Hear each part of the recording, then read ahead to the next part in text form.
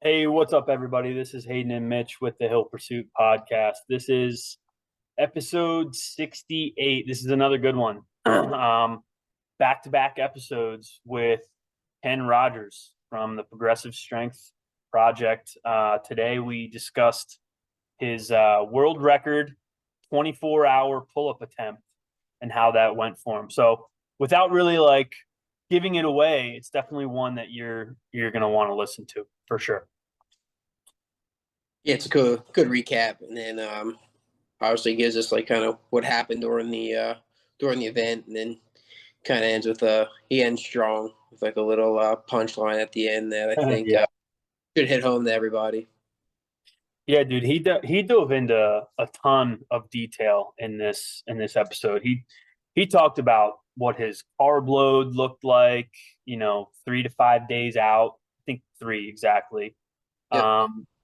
He talked a little bit about ice baths and what that looks like for him if he's still doing it. Um, Sounds like he's still dealing with some small injuries and tweaks. So we spent some time talking about how that happened, I guess, and what he's doing right now to deal with it. Um, Yeah, some of the crazy stuff that happened, when he yeah, was deciding to shut it down, his body yeah, definitely was telling him something. yeah, for sure.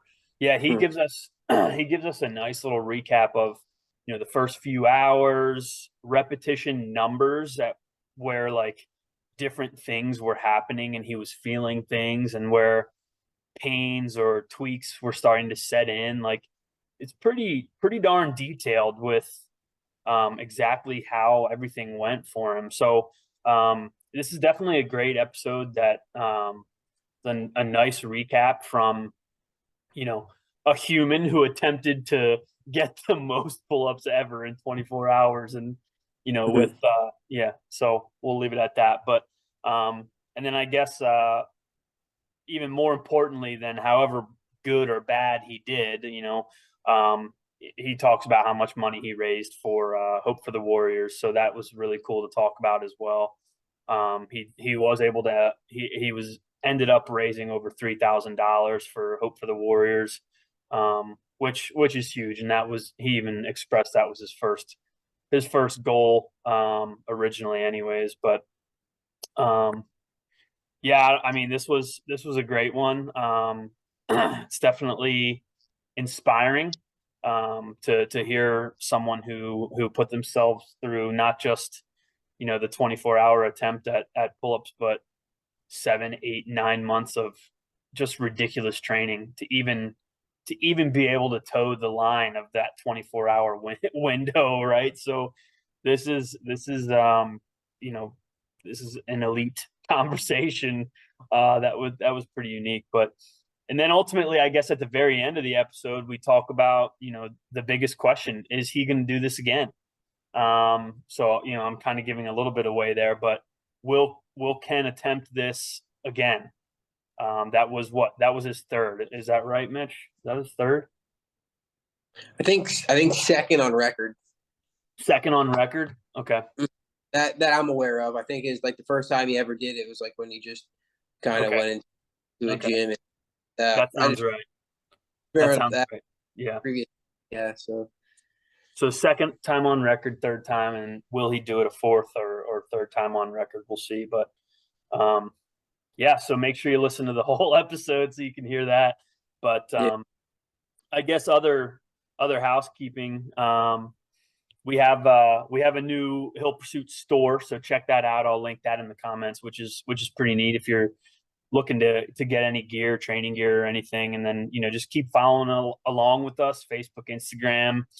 If you're listening on any podcast platform, we also have a YouTube channel, so check that out as well. Email us hillpursuit@gmail.com. We got coaching stuff going on, so check out the website hillpursuit.com. Brand new website. Forgot to mention that at the top. Brand new website, hillpursuit.com. So check that out as well. I'll link that in the comments too. But some pretty cool things happening. It was really cool to have Ken on the show these two consecutive episodes, and they're definitely two episodes worth listening to for sure. So, got anything else, Mitch? No, no, check it out. It's like you said, a good one. Yeah, check it out. All right, that's it. Hope you enjoyed the show, episode 68 of the Healthy Food Podcast.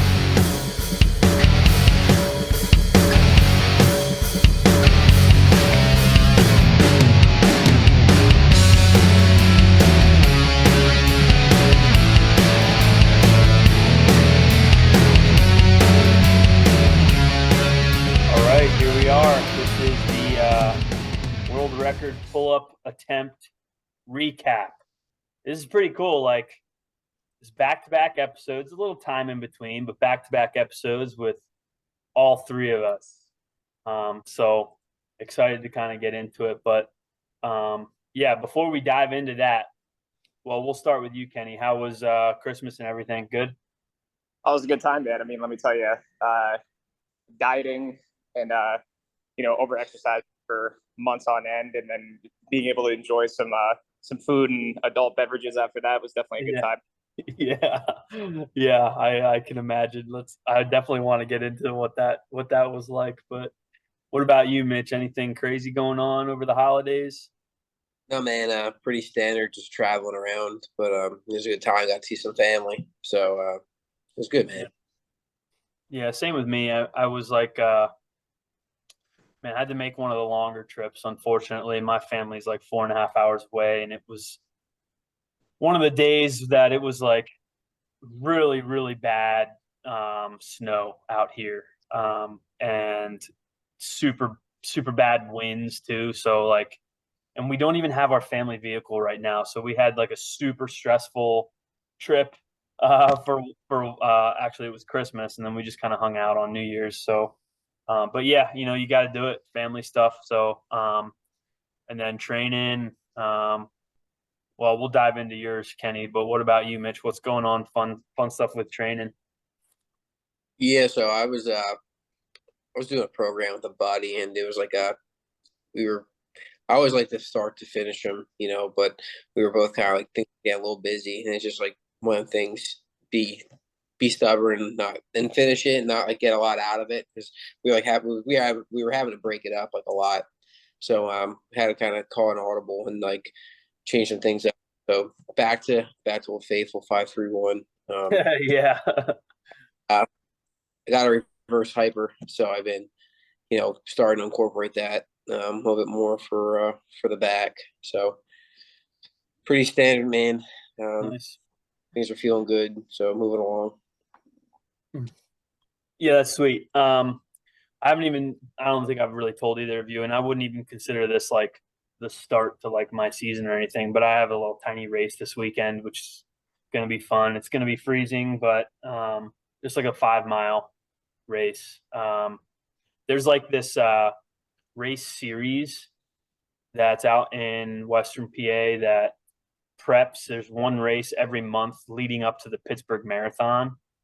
I'm Um, like, yeah, so I mean, it's kind of cool. I've done these prep races before when I've ran the Pittsburgh Marathon, but ironically, some of it with your wife, Kenny, if you remember that years ago, which was Yeah. crazy. Shout out to Grace. But yeah, I'm not running the marathon this year, but I like the prep races, and they're all good distances for me. It's like 5, then there's a half marathon, or no, it's 5, 10, and then a half marathon in the next 3 months. So just easy stuff, just road races, nothing wild. But so that's what I'm kind of falling into this weekend. But I guess let's just dive into the meat and potatoes here, like the good stuff.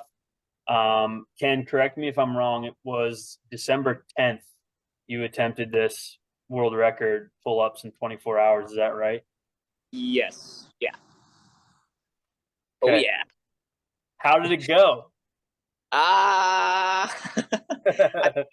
like like any like super long endurance event, you really don't. I mean, you do all the training, you do all the preparation, you eat all the right food, but you really don't know with something like that how it's going to go until the day. So, I mean, I think I corrected all the things I needed to from last year. I think I prepped a lot better. So going into the day, I felt pretty good. I was a little bit sleep deprived, but I mean, I think that happens to most people, the day before competition, you're a little anxious, a little nervous. So, a little sleep deprived, but no excuses there. Overall, honestly, like in comparison to last year, like I don't think I had anything left in the tank. It got kind of to the point, and I'll obviously go into detail with this too a little bit later, but it got to the point where there was some things happening within my body where something catastrophic I think was going to end up happening if I continued to keep going. Really? Yeah. Wow. Yeah. Wow. So Well, hold on. Let's before we dive into that, because I want to yeah, hear about that. But yeah. like, what did you do leading, like, the 24 hours before your 24 hours? What kind of last minute prep, like sleep and fuel and like anything for your mental edge? Like, what were you doing in that last 24 hours leading up to the start? I want to hear about that. So the last 24 hours, which I guess you could say I'll actually say 3 days because Okay. in case you're wondering, you're not supposed to consume a large amount of carbohydrates the day right before. You're supposed to lead into it, So I actually started carb loading about 3 days out. Basically didn't exercise almost at all. Did like some very light mobility, some trigger sessions, whatever, just to keep, my body moving around. I didn't touch a pull-up bar for like 6 days straight. So basically the day before, didn't really do anything crazy, man. I went to work, trained people, moved around a little bit, went for walks, stretched a little bit, wanted to see how I was feeling. Carbohydrates, really my highest day was my 3 days out. So 3 days out, I ate 850 grams of carbohydrates. The second day or 2 days out, I ate 500 grams of carbohydrates. And then the day before, I only ate 400 grams of carbohydrates. So kind of tapered into it. 400 is like pretty easy for me to consume. I know that may be a lot for a lot of people, but with the amount of training that I was doing for this, it was kind of like a typical day for me. And then I guess you could say really the only other thing that I did differently was I didn't go in the sauna, which, I obviously want to make sure that I was hydrated. But I did get an ice bath as cold as I possibly could, which I think I got it down to like 40, 41 degrees. And listened to some Jocko motivational podcast thing and sat in there until I felt like I was going to freeze to death for about 15 minutes. That Oh wasn't my for gosh. that wasn't for like that wasn't really for like recovery or anything else. Like, I mean, I felt good. That was more like I want to get in the headspace of like just really being absolutely uncomfortable. Which, if anybody that's listening right now, if you've ever done an ice bath, it's pretty much the longest 5 to 15 minutes of your life. So that was really the only thing that I did differently. But I was taking an ice bath probably like maybe 2 times a week throughout this whole prep. But that one, I just wanted to see what I had, and really, I guess you could say, like, kind of go into a little crazy mindset, leading into the day. So, yeah. So really interesting. Just on that little side note, some of my family is really interested in ice bath, and a brother-in-law of mine who's a heavy lifter started taking an ice bath every single morning for just a few minutes, right? But anyways, I know I don't need to get into like that, I guess. But I started getting curious about, like, is what he's doing, does that make any sense, or like, whatever. But I found a cool research article that it kind of just I think it was a meta-analysis where it just kind of compares a bunch of like current studies on cold exposure, not just water, but air, also like cryo stuff. Mm. So apparently, and I'm not super familiar with like cold air. I'm a little bit more familiar with cold water, but apparently for strength and power exercise or athletes, cold air exposure post exercise, just for a few minutes, is more beneficial for recovery. And there's really no benefit to recovery for like cold water exposure post exercise for strength power. But for you, you're doing more. I mean, technically, you're doing tons of endurance stuff, right? You're trying to work for 24 hours consecutively. So, yeah, there's a lot more recovery benefits for endurance athletes and endurance competition with cold water exposure, which sounds really cool that you were doing it a couple days a week. Just a little aside there, but anyway, that's pretty sweet. So Mitch, you got anything about his prep? No, no, that's weird you say that, but I have people that I know too starting to like dive into Yeah. the like the cold water exposure and like contrast shower, type stuff. Yeah. But, All right. So yeah, what was our start time, Ken? And take us through like the first couple hours, maybe. Okay.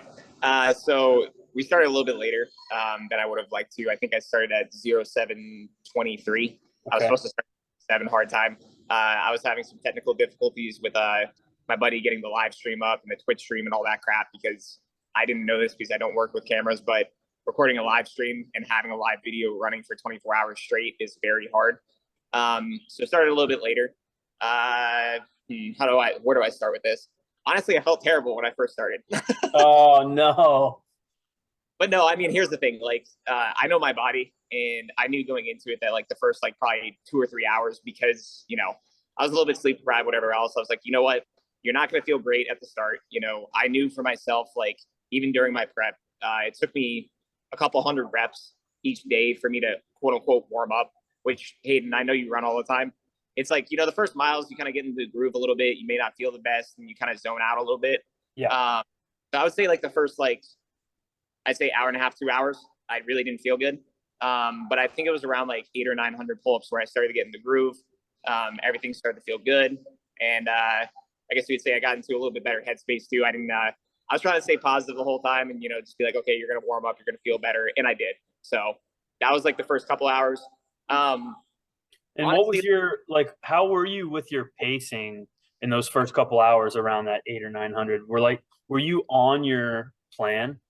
yeah. So I had a plan, but I was obviously going to go off of how I was feeling because it's a marathon, not a sprint. And I definitely learned a lot from last year. So my goal was to do for the first 90-minute segment, because I broke this up into a 90-minute EMOM, or every minute on the minute. So the first 90 minutes, my goal was to hit 6 pull-ups every minute or 3 pull-ups every 30 seconds, then take a 10-minute break, then do a 90-minute EMOM again, but then increase the pull-ups from 6 pull-ups a minute to 7 pull-ups a minute, and then go. My top set that I was going to try and do was 8 pull-ups a minute on my third 90-minute EMOM, and then 10-minute break. I was only able to do that once because it got to the point where doing sets of 4 was a little bit too much. To just basically hold the pace, just because I wanted to make sure that I was refueling and actually feeling good and not forcing myself to do the reps, because I wanted every single rep to look exactly the same as my first and last set. I get of each EMOM. So I kind of made it, but for the most part, I was able to hold about 3 to 4 pull-ups every 30 seconds for multiple 90-minute segments. So that was my pacing. What'd you do during the 10-minute breaks? So main goal was, well, first off, go to the bathroom if I had to, which I was drinking a lot of fluid. So I did have the bathroom. The second thing that I really wanted to establish was making sure that my PPE, or my tape, my hand wraps, my gloves, all my equipment was good. So I would spot check all that. And then once I would look at all of that, I was trying to eat something solid, whether it was some type of bar, banana, beef jerky, whatever in between, just because I was basically just consuming. I had 3 separate types of drinks. I had a carbohydrate powder drink with salt. I had just a potassium, magnesium, and sodium drink, and then I had not a pre-workout, but kind of a pre-workout, a little bit of caffeine and beta alanine and whatever else. So I even wrote that out too. So I would consume those every 20 minutes, one of those, and just try and slam down about, I think it was 20 to 30 grams of carbohydrates every hour. So yeah, that's what I was doing in between. Pretty intense. What do you got, Mitch? Yeah, no, just kind of listening, taking it in. Yeah, I couldn't even imagine attempting something like this. I couldn't even imagine. When you say you felt kind of crap the first 900 plus, it was lethargic, or just what was your body what was it doing? It's just how do I say this? Those good squat days when you feel you're in the groove. The weights feel light. moves easy. I didn't feel like that. So like I was just like, okay, we got to get into the groove because like regardless of how you feel right now, you're going to be here. Well, at the time, I thought I was going to be there the entire day. So I was like, stay positive, get out of any like negative headspace that I was in, and just make sure to keep moving. And that was really my only goal. So, and eventually it happened. So, yeah, definitely cool. Yeah. What kind of steps did you have to take? Just remind us to make this like appropriate for Guinness. So the first thing is, I'll just explain the pull up. Pull up, full lock out of the elbow, and chin just has to be over top of the bar. Doesn't matter how you do it. You can do kipping, whatever else. That's the first thing. You can use hand protectors as well, which I will not go into that. Well, we'll go into it a little bit, but not right now. Okay. So the other thing is though too is that you had to have two camera angles, one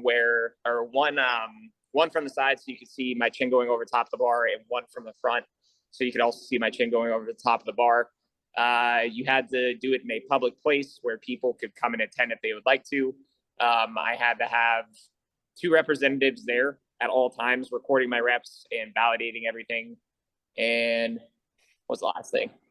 Anytime I left the video, I had to announce when I was going to the bathroom, when I was taking a break, whatever else. So I think that was those are like the main points that I had to worry about. There's some other stuff, but that was like the main stuff that I had to worry about. Seems like a lot of details. I'm sure you weren't the only person who had to like make all of that come into place, right? No, I definitely needed. Yeah, I needed help, dude. Yeah. That's good. Okay, so at some point, things either like slowed down or didn't stay steady, right? So like just describe kind of after those 800 to 900 and you get into a groove, like next couple hours go by, how are things going, and when do things take a turn? I mean, dude, so this attempt, the reason why it's so hard is because like everything kind of accumulates all at once. So what I mean by that is that like honestly, man, like I felt good even the last number that I hit was 4,216. I hit 4,216 and I actually felt good. Like I felt better at 4,216 than I did at 500. So like I'll kind of get into I guess I'll try and answer your question here. So really the time that I started to plateau was when my body not only started to obviously get fatigued, but the first thing is all those liquid carbohydrates and all that sodium in all of that coconut water that I was consuming led me to have some GI issues, unfortunately. So there was some things that I had to deal with that. So that was all happening. And then obviously you're sleep deprived. And then you're also under a bunch of chronic fatigue. So I would say it was probably around like 15 or 16 hours in where everything starts to kind of, fall apart all at once. So yeah, I would say about 15 to 16 hours in. What did that look like in terms of number of pull-ups per minute? Pull-ups per minute. I got to the point where I was still able to hold three in twos, but eventually I ended up having to go into like sets of two every 30 seconds. And then I would kind of just alternate in between, just going based off of feel.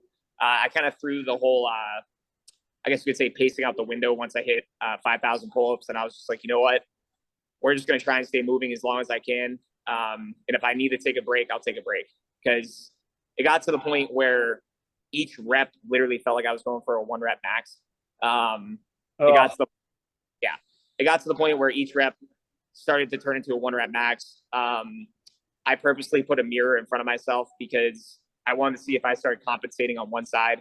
Because as much unilateral training as you want to, we're always going to have a favorable side. We're not built to be perfectly symmetrical. So obviously my right side is stronger than my left. I'm right-handed. Started compensating a little bit towards my right-hand side, which, led me into having some very concerning issues around 5,300, which kind of freaked me out a little bit. And eventually what's that? What was that? So I actually have some nerve damage in my right hand. So my right pointer finger and my right ring finger started to go numb around 5,200 or 5,300. And then the left medial part of my bicep started, if anybody's actually torn or like strained a muscle before, it started to seize up and it did already feel slightly strained. So once I would reach extension at the bottom, I could feel like a pulling sensation right on like the medial part of where your bicep inserts, like right next to my elbow, I guess you could say. So those two things. And then there's a couple other things that was kind of freaking me out a little bit. My heart rate was pretty elevated during this whole thing because I think my body was going into a little bit of shock. I'm not trying to sound dramatic. I'm just trying to explain to you what was going on.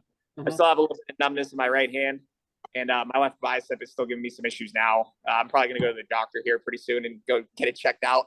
Oh, dang. But that's all. Okay, so that leads us to the big question. What was your final number and what was your hour count? 5618, and I think I stopped at I think it was around 17 hours, 17 and a half hours or something like that. Yeah. And that puts you off the record by how much? 20, what is that? 2110 or something like that, I think. Okay. Yeah. I think total. Yeah, 2110. Crazy. Yeah. I mean, dude, you have to feel good about that effort though, don't you? Oh, well, dude, I mean, like I told you, like, I mean, I know we briefly talked, like, I was completely fine with it, man. Like, I got past the point of, like, I mean, I've been very uncomfortable before, but I've never been that before. And I pushed past being that uncomfortable, like, multiple times. Like, dude, I mean, around 5,200, that was the worst that I think I've ever felt physically in my whole life. Like, anything that I did in the Army, anything that I did with wrestling, like, literally anything I've ever done in the past, I have not felt that bad. Any race that I've done, and I pushed past it, you know, like, so I was pretty happy with, I was happy, not pretty happy. I was completely content. And, yeah. How long did you do anything like right after, like to like speed up like recovery? Was there anything like you like just like right now? So, well, the first thing is that, honestly, the real reason why I don't think I'll do it again was because, I did have something happen when I got home. So on the drive home, my wife Grace drove me home. I got kind of sick on the side of the road, so I threw up on the side of the road. Then once I got inside my apartment, I don't know if it was like my body was in shock or whatever, but like I could not stop shaking. So I think I had like some hypothermia because like my brother-in-law was wearing like a sweatshirt and like a freaking hat and stuff inside the room, and I was shirtless because I was so hot. But once I showered and got out of the shower, I was shaking uncontrollably and I couldn't stop shaking for like, I think about half an hour after I got out of the shower. And then I laid down and my resting heart rate laying down was like 141 beats per minute, which kind of freaked me out. And then thankfully my wife is educated on all that stuff and she told me to breathe and relax. And like, I slowly did. Heart rate came down to like, I think around like 100 or like 95. Yeah, dude, I was just like, where the, you know, I don't mind the muscular injury and like the, you know, the strain and like the numbness in my hand and whatever. But like when it got to the point where I'm like, okay, like I think I might actually be putting my health in like at risk here, then I don't know if I should do this again. Yeah, like stuff like that you can't, it's above like working through. You know what I mean? It's like there's really nothing you're gonna do about that. So check. Wow. But in terms of recovery, like I mean, dude, I didn't do anything the next day, or I probably didn't do anything for like the next 3 days. I took off work the next day, hung out, chilled, nothing really. Probably the sorest I've ever been in my life. Couldn't really move much. In terms of recovery, man, it's basically just been sauna, ice bath, hanging out. I've been doing some minor PT, but I still have some limited range of motion in my left arm. So just trying to be smart, relax for a second. And if things don't come back to normal in the next couple weeks, I'm probably going to go see a doctor. So yeah, probably a good idea. Yeah. So real quick, are you going to do it again?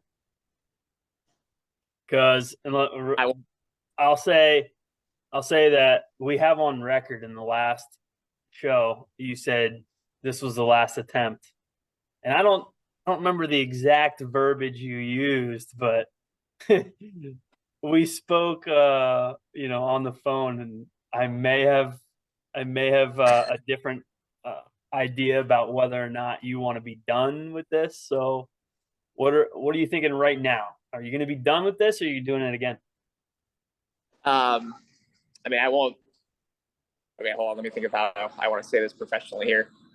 Originally, I was completely content with not doing it again. Even after? Yeah, even well, no. After the event, I was fine with not doing it again. Yeah. That's what I mean. Fast forward to the following Friday,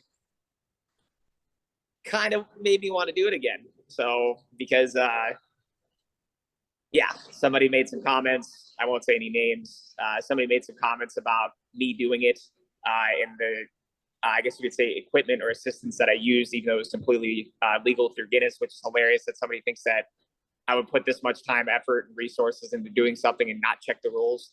Yeah. I will make a comment. If you think that using those hand straps is going to help you do 5,000 pull-ups, first off, go ahead and do it. And second, that's like saying like, oh, go run a race, but don't run your race in shoes because it helps you. Yeah, right. Just saying. That's a good analogy. Yeah. So anyway, the jury's out. We don't know if we're going to do it again, but now the door's open. Is that what I'm hearing? Yeah. I mean, door's open. I could even say, and this is not me throwing my wife under the bus, but originally she never wanted me to do this again.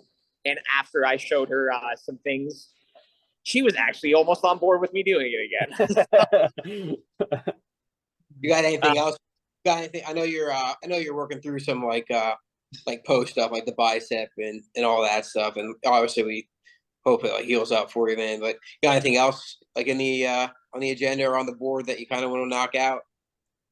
I mean, honestly, man, right now I'm still kind of trying to figure that out. I think when it comes to fitness, like, I mean, I don't want to say that like I guess you could say I've reached like my quote unquote like genetic potential with things, but like I've tried the strength stuff. I've pushed that as hard as I could.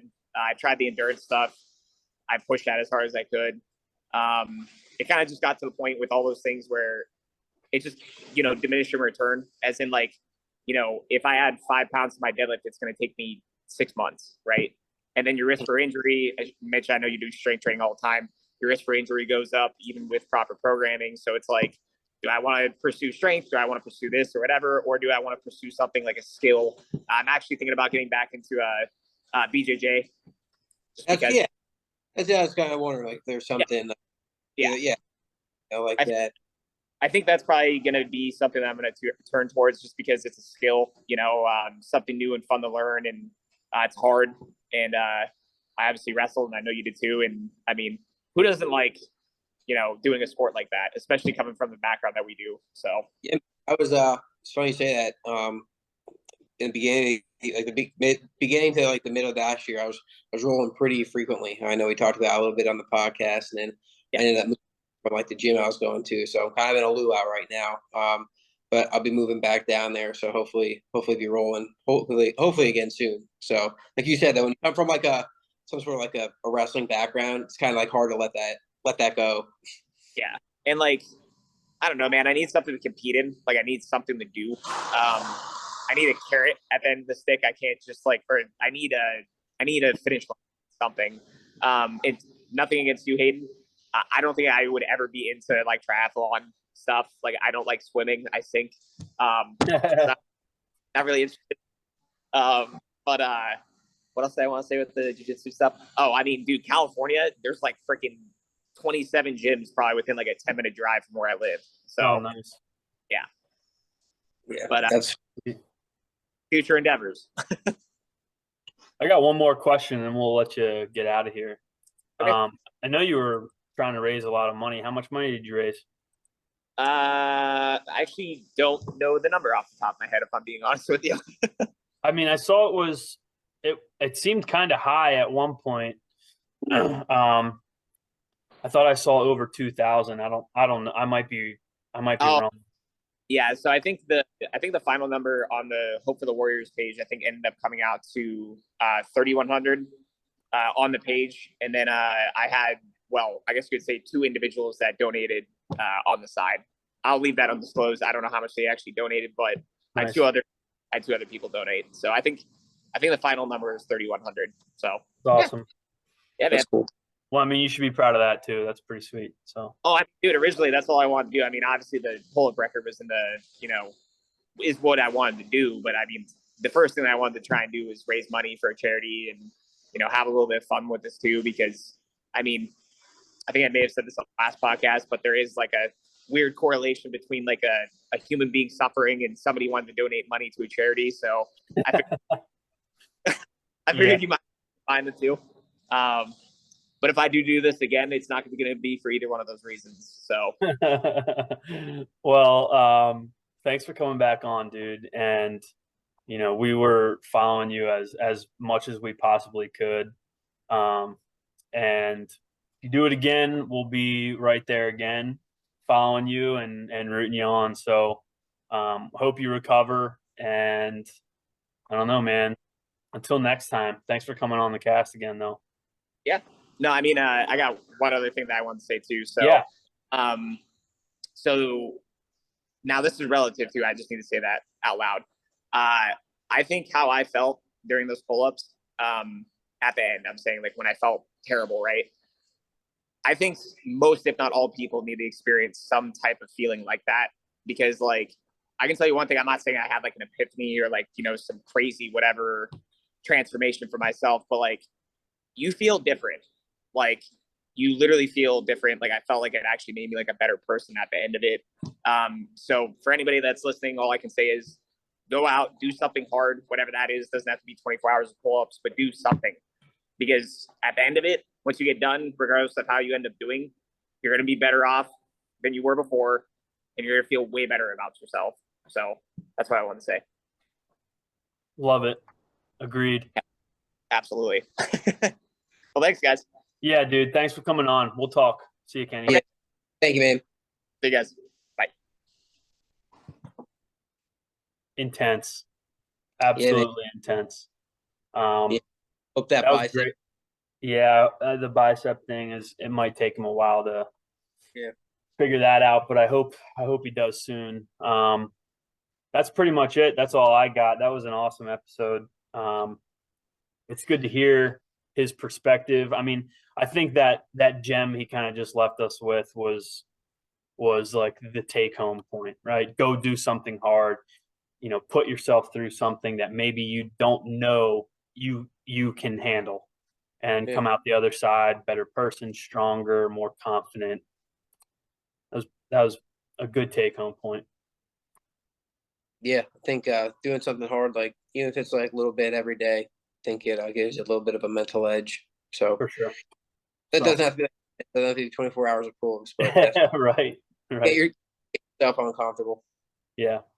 Well, anyways, if you listened this long, thanks for listening. This was a great episode. Last 2 episodes. Continue to check our stuff out: Facebook, Instagram, YouTube. If you're listening on a podcast, just know you can check out the YouTube channel as well. Email us at hillpursuit@gmail.com, and just follow along. And thanks for doing so. That's all we got this time. Thanks for listening, and we'll see you next time.